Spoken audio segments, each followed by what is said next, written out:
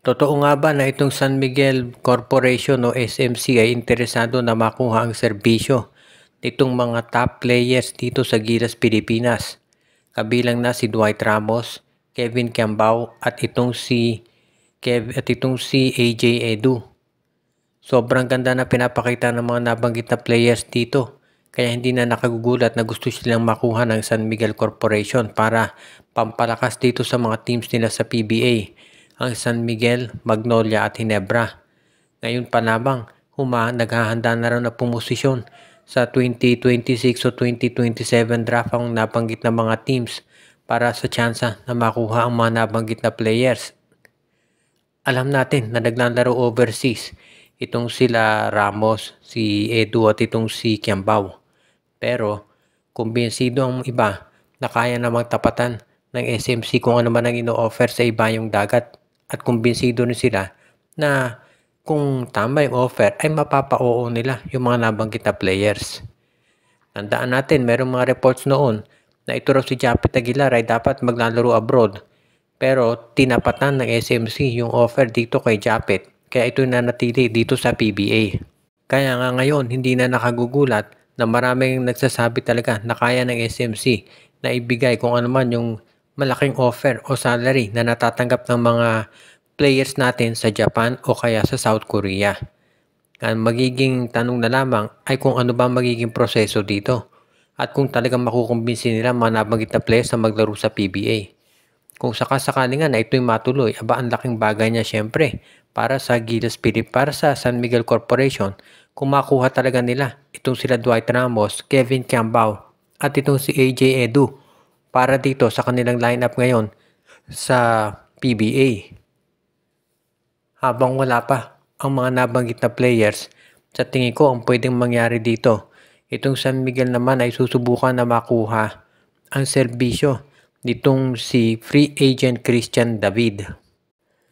Ang kontrata ni Christian David sa Blackwater Bossing ay mag-expire na sa Setyembre, at ayon doon sa mga reports ay interesado ang maraming teams na ma-acquire ang serbisyo nito, dahil kinukonsidera siya ngayon ay isa doon sa mga top players ng liga. Kung sakasakali na matuloy ang pagkuha ng San Miguel kay Christian David, magkakaroon na sila ng solusyon dito sa problema nila pagdating sa power forward na merong perimeter scoring. Ever since nung nawala kasi si Arwin Santos dito sa San Miguel, nawala na sila nung tinatawag na power forward na pwedeng magamit talaga. Dahil alam naman natin na itong si Vic Manuel, yung dati nilang forward, walang 3-point shot yan. At yan ang naging pagkukulang dito sa San Miguel.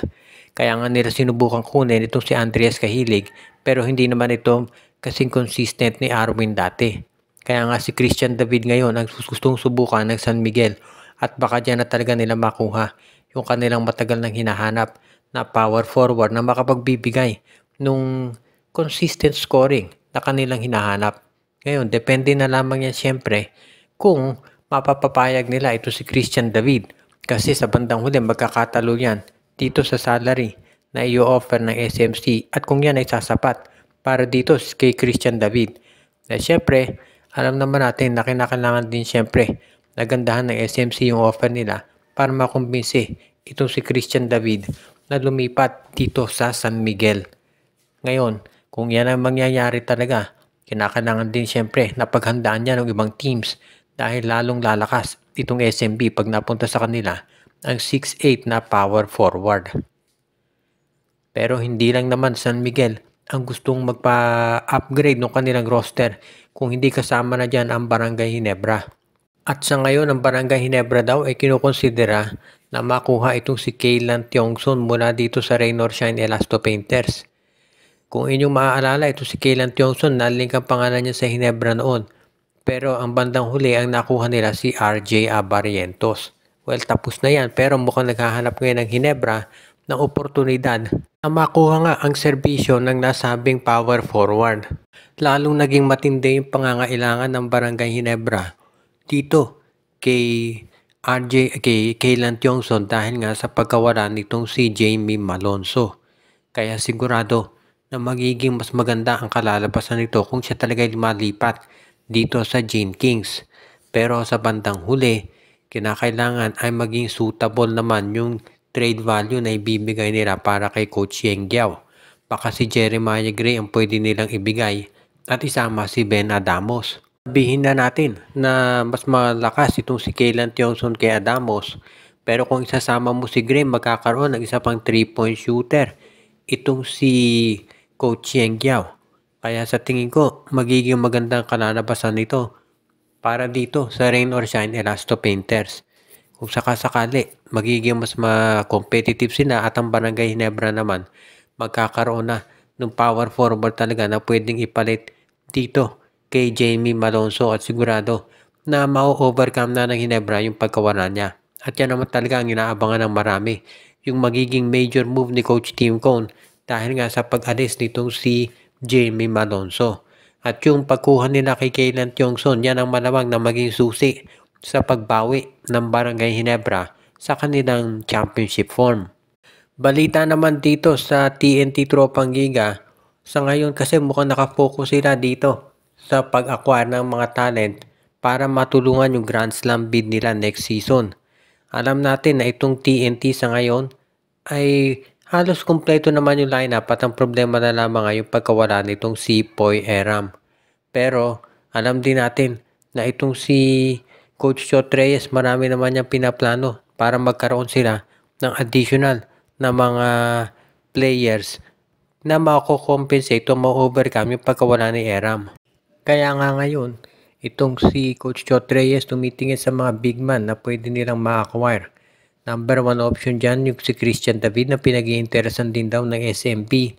Plus of course, ang isa pa dyan na pwede nilang makuha, alam din natin, ay itong si Kai Balungay. At pwede rin syempre yung draft pick ng Blackwater, yan ang kukunin nila para naman sila makakuha ng panibagong mga players. Of course, alam din natin na itong si Coach Chot Reyes gagawin ang lahat para masiguro na talagang hindi sila magkakaroon ng problema at hindi na sila mapipigilan ulit dito sa kagustuhan nila na maka-Grand Slam. Kaya nga masisiguro natin na magiging matindi preparasyon ng TNT Tropang Giga para dito sa darating na bagong season. Alam natin na pagdating dito sa Commissioner's Cup at Governor's Cup, may advantage na sila dahil nandyan si Ronde Hollis Jefferson. So kinakailangan na lamang talaga na magkaroon sila ng solid lineup dito sa locals para naman sa Philippine Cup na alam natin yan ay dominante o dinodominate ng San Miguel. At sigurado ako na magkakaroon ng major adjustment si Chot Reyes para magkaroon na sila ng tsansa na talunin itong San Miguel pagdating dito sa Philippine Cup at maka-Grand Slam na sila. Bati muna natin ang ating mga taga-subaybay katulad ni Katsakino Dukusin, si Malyari Mascarinas, si Dalmacio de Guzman, si RG Bueno at Dalina family, si Joshua Giray Espejo at Rosales family, Anthony Alon, si Michael D, pati na rin si Dexter Domer, Ireneo Salangsang, Enju at lahat ng iba pa.